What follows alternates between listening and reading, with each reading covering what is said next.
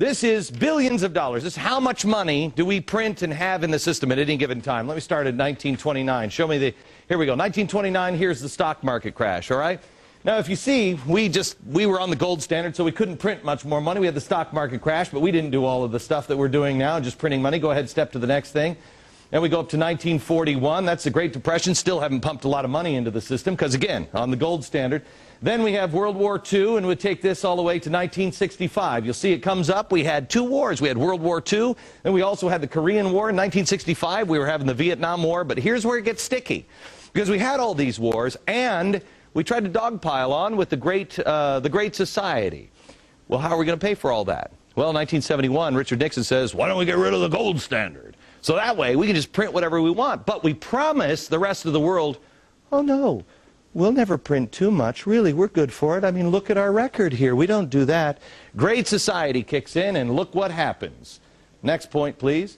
Look how we've devalued our money. This is up until 2000 when we have the Y2K scare, where everybody's like, bury your food and grab your cash. The computers are going down.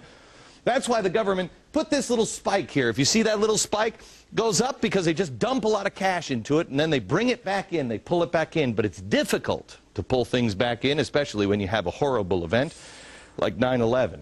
Next stop is 9/11. You'll see it's just a little spike back up just a little bit. Remember how everybody was freaked out that the world was coming to an end? Do your patriotic duty. Go spend.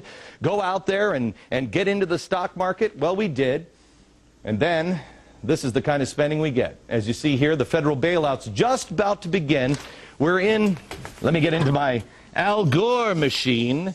Oh, it's a real inconvenient truth now, isn't it, Al?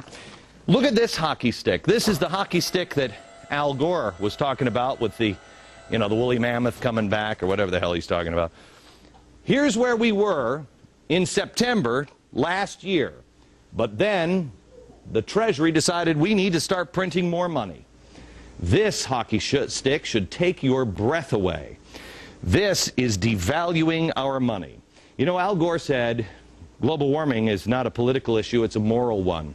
Thomas Jefferson said doing this to our children is immoral, and I agree with him. We have pumped all of this money in and devalued our money. How is it not going to be worthless? This has never, ever been done by anybody ever before.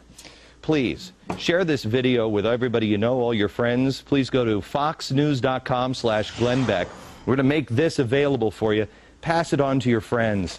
This is real trouble. Not in 1,000 years. Perhaps in the next year. Back in a minute.